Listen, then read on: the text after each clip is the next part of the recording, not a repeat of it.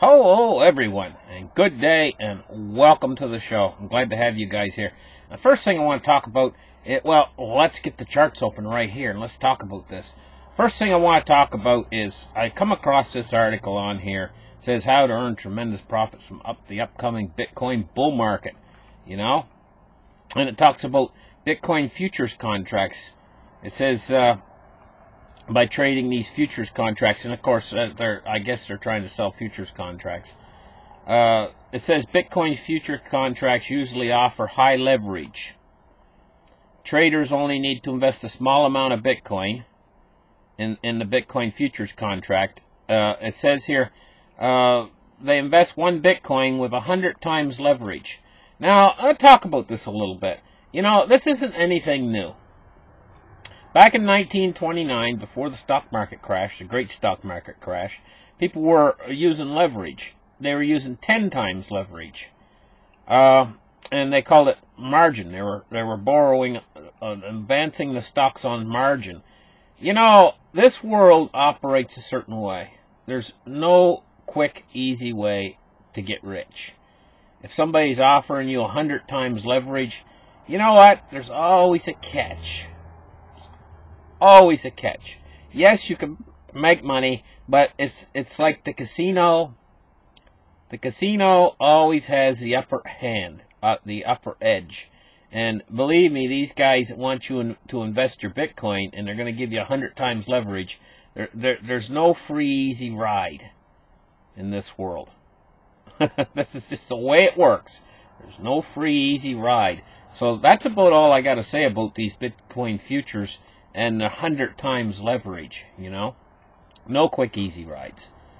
Anyway, let's move on. Let's talk about Yahoo. Yahoo, you remember Yahoo? A lot of people, I still have a Yahoo email. I still have a Yahoo email. And Yahoo Japan, they're opening up a trading platform. It's called Taito. Trading services will start with a limited number of cryptocurrencies. Yahoo Japan has previously acquired a 40% stake in Taito. And they're going to be doing trading on this platform. What does it say here? Due to a recent bull, exchanges have struggled to keep pace with the increasing demand.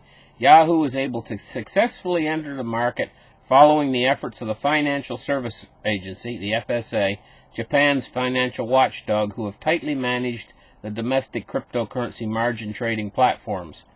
The Japanese exchange are also under strict supervision following Coincheck's $530 million hack. Yahoo Japan is the largest internet provider in the country and supplies more financial transactions than PayPal. Back in 2018, Yahoo Japan acquired 40% stake of Taito, formerly known as BitArg. Well, Taito is a better name than BitArg. Its retail forex brokerage arm. The purchasing price for the stake in BitArg was disclosed to be 2 billion yen, roughly $19 million. So Yahoo is getting into a trading platform here. Now, the next thing I want to look at is this article right here about Bitcoin's exchange-traded fund, And I read down through this article. It's quite a long article, and it's a really good article. What he talks about is the reasons why the Security and Exchange Commission is hesitant to bring Bitcoin to the fore and make an ETF. And you know what it all boils down to in this article? Reading this article is what they're really worried about is Bitcoin is still so small, that liquidity is one of the things. It says liquidity is essentially the ability to convert an asset to cash or from cash into a given asset. The more liquid an asset is, the less volatile it tends to be, since orders can be filled without variance in price. So rapid price fluctuations occur in Bitcoin, and the reason why is Bitcoin's extremely liquid. It's probably the most liquid asset out there. But they want this asset to be orders have to be filled without variations in price. They don't want the price going up or down $500 in 10 minutes. You know? It says, compared to the stock markets, Bitcoin is quite illiquid, and other cryptocurrencies are even less liquid than Bitcoin. It's minuscule market in comparison. Think penny stocks, or even lower liquidity and volume. The problem is that one can influence the price of an illiquid asset much more easily. Now see, they're using a term that Bitcoin is not liquid, but Bitcoin is pure liquid. It's pure liquidity. But they don't see it as being liquid because of the small market. It says, as in the case of a flash crash a couple of months ago, a single buyer of $100 million worth of Bitcoin caused an enormous upsurge in the price in a matter of minutes. This is only possible with a relatively small, illiquid asset. Well, as Bitcoin grows, it's going to be considered more and more liquid because it is pure liquidity. And these problems are going to be solved. This is why I say that not that long in the future, as Bitcoin grows bigger, it's going to be an exchange-traded fund. It's going to make it. Because the biggest problem that they're having with it is the fact that it's small. Basically, that's the big problem.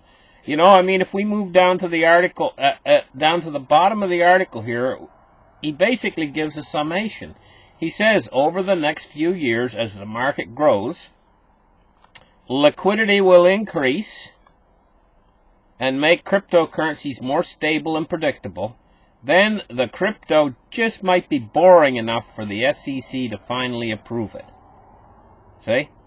And this is very true. This article is very true. This is exactly what the holdup is as Bitcoin grows. But what he's thinking here is he's saying over the next few years. He's probably thinking 5-10 years out.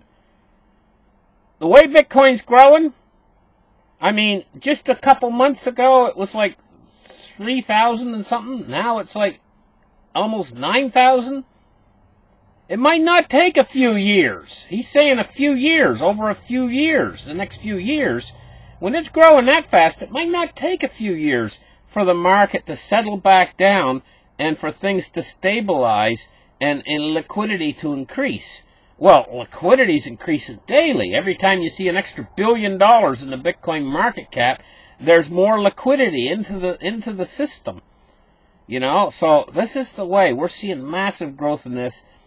Most of these people who analyze markets and stuff, they've never seen anything like it before, so they think in terms of like other asset classes, that they think slow over the next few years, he says. No, it's not going to take a few years. It's going to do what would normally take a few years in a matter of months. That's how fast it's growing. And because now we're in a bull market, let's just take a look at cryptocurrency today. See what it's doing. Now, you know, before I started this show, I refreshed the page. And I'm going to refresh the page again. Right now we're looking at 273.5 billion. Let me just see what it is. 274. So it gained $500 million in the last maybe 10 minutes. You know, it gained $500 million in 10 minutes. I would say that yes, it's growing in liquidity. It's growing in size. And so we're seeing these coins moving up. Some of them have moved up quite a lot. I noticed my Litecoin's around $114.63. I love seeing that because, you know what? Seriously, guys. You could have had them for like 25 bucks. You tell me what other market out there? You know? What other market out there? What is else out there where 3 months ago you could have had it for 25 bucks and now it's 114 bucks? You know, that's going on 5 times your money. You know? What other market out there is moving like that? Moving up like that? Everything else is either flatlining or starting to settle down and go down. And if you do want to get some kind of yields, you got to move into something that's far more risky than cryptocurrency, believe me, if you want these kind of yields. You know? So anyway, let's take a look at Bitcoin's the Bitcoin chart right now. 86.85. She's trying to bust through the 9,000 mark, you know, and that's going to be a little bit of a. I think she's going to meet a little bit of resistance up around 9,000. But you know, I said that when we reached this peak back here a few days ago, I said it's going to go sideways now. Basically, when we reached this peak, well, we dropped off a little bit. I said it's going to go anywhere between, what did I say? I said between 6,500 and, what did I say? 9,000, something like that. I said it's going to go along for a couple months in that region. And that's what we're doing. We're basically going sideways, but we're actually moving up a little bit faster than I thought we were. I thought we were going to go sideways a bit longer, and I thought actually the price was going to drift down into the 6,000s. It's stronger. It's proven stronger than I ever imagined, you know. So it's making me think we really are back in the bull, and it's a strong bull. Where will it end? Where will this bull end? You know, and when will it end? Well, I'll tell you, I think we're going to be in the thick of it, really in the thick of it, and people are going to be going crazy around the world for Bitcoin in around this Christmas time. I think Bitcoin is going to be massively high by Christmas. And I think the buzzword everywhere, because it goes massively high, the word's going to go out amongst all the people, you know, Bitcoin, Bitcoin, Bitcoin. Bitcoin, they did some college students a couple weeks ago, you know, and I asked them, what do you want, a $1 bill or a Bitcoin? And most of them said the $1 bill. About 90% of them. They don't know what the Bitcoin is. It's the same way with your friends and neighbors out there. But around this Christmas time, I think an awful lot more people, probably double the people that know about Bitcoin now. So the amount of people that know about Bitcoin right now, double it in the world. Probably because of the moves upwards in price can spread the word quicker than anything. If you get an asset class that's exploding to the moon, that can spread the word quicker than anything. And people can learn awful fast what Bitcoin is when that happens, you know. So I think it's going to explode to the moon this winter. Around Christmas time, I think it's going to be tremendously high. And I think it's going to even grow higher into the new year, probably into the first quarter of next year. This is what I'm expecting, you know. First or maybe even into the second quarter of next year, it's going to set massively high peaks. Then I think we're in for a crash. A monster of a crash. The next crash is going to be a monster, I think.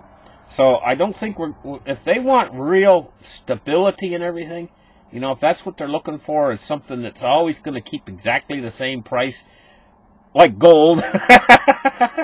You know, every day you go look at gold. Oh, it's $12.70. What's it the next day? $12.72. What's it the next day? $12.71. What's it the next day? $12.70. Oh, now it's back up to $12.72. I mean, if you want that kind of boring, you know, you actually are going to have to go out quite a ways. You're going to have to go past the next crash and into the next giant mountain that's going to build after the next crash is over. And probably looking out into maybe 2021 or something, you know, if you want stability. But by the time Bitcoin gets that kind of stability, forget it.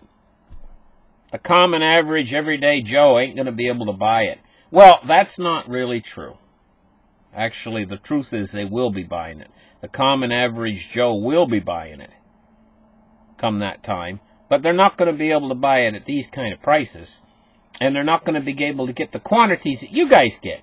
See, you guys are going in there right now, you know, and you're buying like 4%, 5% of a Bitcoin. And you don't think you're getting much. You go in there and you buy like 5%, and you're like, oh, gee, you know, I didn't get much for my money, you know? But you go out 5 years from now, 5% is going to be a fortune. You're going to be like, oh my gosh, I got 5% of a Bitcoin. I was able to buy 5% of a Bitcoin. Because you're going to need like a lot, you're going to need more money than you could ever afford to buy 5% if you go out 5 years from now. Quite seriously. They're not going to be able to buy 5%. You can buy 5% right now. But you go 4 or 5 years from now, and the average person out there is not going to be able to buy 5%. They're not even going to be able to buy 1%. They're going to have to take everything they got out of the bank, and they're going to get like less than 1%. Like a quarter of 1% of a Bitcoin. And won't they be so proud of themselves? They finally bought Bitcoin. Oh, I got some Bitcoin. And you know what? There's going to be something else that's going to happen. It's very interesting. I'll tell you what else is going to happen. By the time they go out to buy their 5%, you know, Bitcoin is going to be easy to buy. Right now, you got to have a little bit of skills to buy it. A little bit of skills. A lot of people that come on my show, you know, they say, how do I buy Bitcoin? They don't know how. You know, can't buy it with a credit card. Well, guess what? When all these other people buy in, like 4 or 5 years from now, and they get their tiny little fraction of Bitcoin, and they're so proud to have it, like they finally got in, they're finally in, right? They can spend they will be able, right now, there's limited where you can spend it. When they finally buy in, you can spend it anywhere, anytime. And when they finally buy in, it's going to be easy to obtain. Right now, you got to jump through a few hoops, you know, to get some Bitcoin. But when they buy it, they'll be able to just flash their credit card or put it on their easy, nothing to it, you know. And there'll be all kinds of places to buy it. Every shopping mall have a machine in it to sell it. Anywhere you go, you know, it'll be places. Every little convenience store, every little Circle K will have a Bitcoin machine. You just slide a $1 bill in or whatever, $5 bill in, you get Bitcoin. But the tiny little fractions that they'll be buying will be like it'll cost them everything they got just to get like less than 1%, even a fraction of 1%. You know, and that's ultimately where we're headed with this. This thing is like a monetary black hole.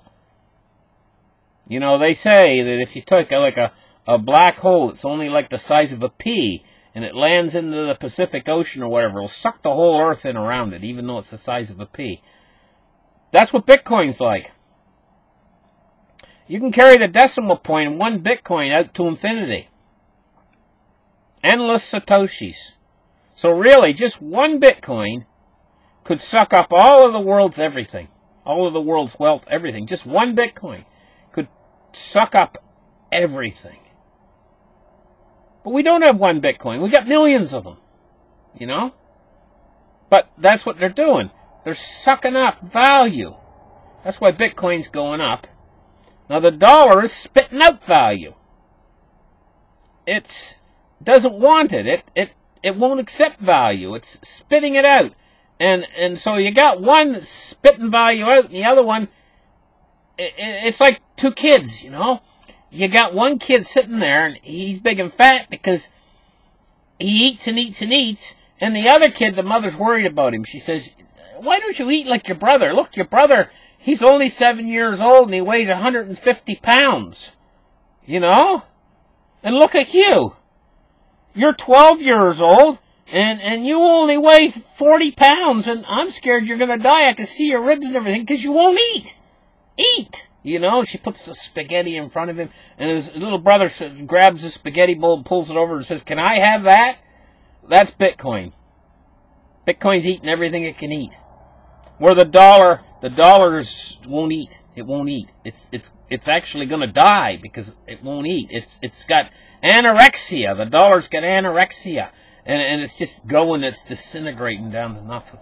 You know? So you got one moving in one direction, one moving in the other direction. Ultimately, everybody's going to want to get on board the one that's on the elevator up. They don't want to get on the elevator going down with the dollar. Ultimately, this effect is going to get worse and worse and worse.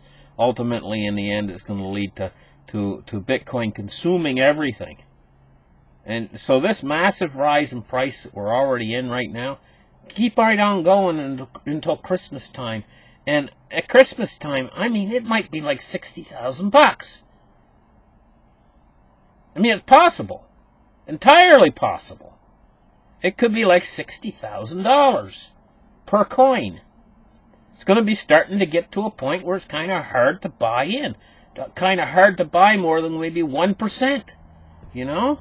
This is the kind of thing this is doing. But at the same time, you have to realize you have to be careful. I mean, don't mortgage your house on this stuff, because I'm going to tell you what, she can turn down awful quick too at the same time, you know. I've seen some awful rides in my time with Bitcoin, up and down in price, you know. And this is the reason why the Security Exchange Commission is wary, is because of this volatility, you know. When this volatility's gone, that's when you're going to see an ETF. Listen, thank you guys for listening. Like and subscribe, and we'll catch you guys in the next show. Bye-bye.